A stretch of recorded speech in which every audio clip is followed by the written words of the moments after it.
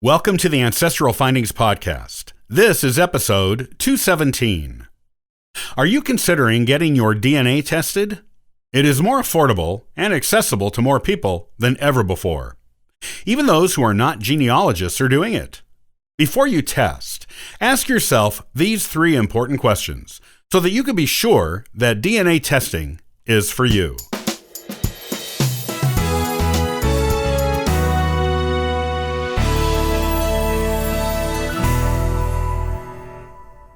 DNA testing has become more popular and accessible than ever for genealogists of both the professional and hobbyist levels. Even people who aren't interested in researching their family tree are getting DNA tests done to discover more about their health, heritage, and to connect with long-lost or previously unknown relatives. In fact, from its beginnings as a consumer product in the early 2000s, when it was prohibitively expensive for most consumers, DNA testing has now become affordable for almost everyone and is now an industry unto itself, separate from the genealogy community, but tied to it. In other words, you don't have to be interested in genealogy to get your DNA tested, but if you are a genealogist, you will probably have your DNA tested. Whichever camp you fall into, you should research the various companies out there that offer testing to determine which one best meets your needs based on what you hope to obtain from the testing. Once you've decided on a company, ask yourself these three questions to determine if having your DNA tested is truly for you. Remember, while DNA testing is interesting and useful to most people, it is not a product for everyone. Number 1. Why are you getting your DNA testing done? This is really an important question to ask yourself before ordering that test kit. Obviously, different people will have different reasons for doing it. Are you testing to find out more about your health history and risks? If so, what do you plan to do with the information? Will you take it to your doctor to get recommendations, or will you make lifestyle adjustments on your own based on the results you get back? Are you doing it to find out about your origins?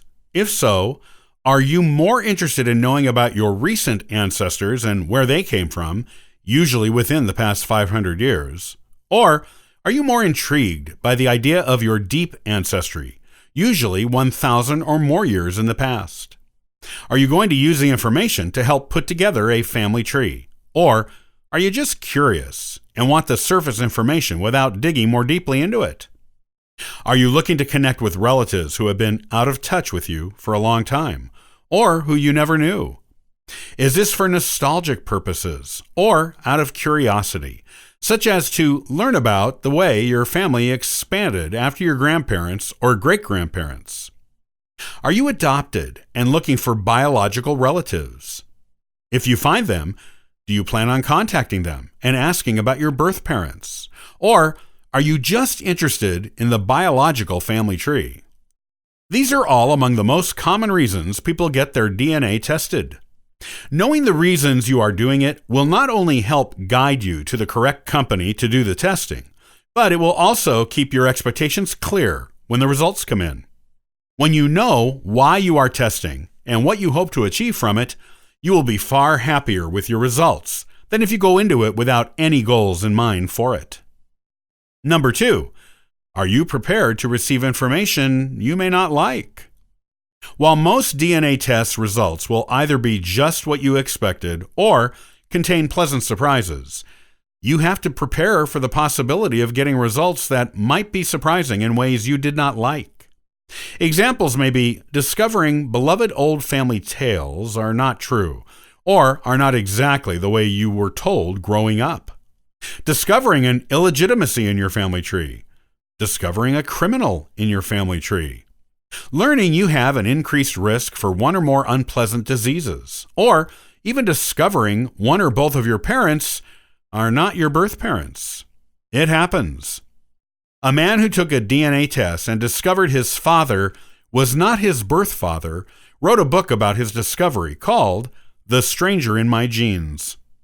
When he and one of his brothers were tested together, the results showed they were half-brothers. Thinking it had to be a mistake, as they were all raised by the same man, They had their other siblings test. All the siblings had the same father, except the man who wrote the book. His was different. Thinking his sainted mother could never have had an affair, he was reluctant to talk to her about it. And despite all the siblings' testing, he still thought it must be a mistake.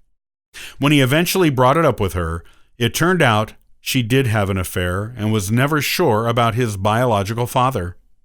She thought it could have been her husband, but the results of the DNA test let her know it was her affair partner. She refused to talk about it further, but did give her blessing to him to write the book. This is just one example of the kind of thing you might discover in a DNA test. No matter how sure you are of your health and heritage, you might discover something you didn't know that you won't like. Are you prepared to confront it and live with the knowledge? Don't test if the answer is no. Number 3, are you willing to be contacted by your genetic matches? Most DNA testing companies will show you the people who have also tested with their company who are close genetic matches to you. You will then be able to contact them through the testing company's website if you choose. However, remember that these matches can also contact you. If you are not testing to meet genetic relatives and correspond with them, or meet them in some instances, make sure you put your settings on private with the testing company, or you will be contacted by matches looking for more information on their family tree, of which you are a part. Some members of these testing sites can be quite persistent in contacting you, even if you don't respond at first, so going private is a must if you don't intend to talk to anyone about genealogy and family history on the site.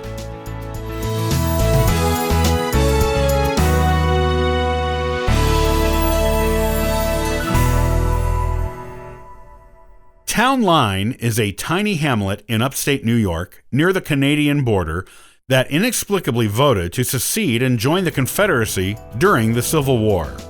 Next time, we'll talk about this intriguing tale of Town Line, home of the last of the rebels. Copyright by Ancestral Findings, all rights reserved.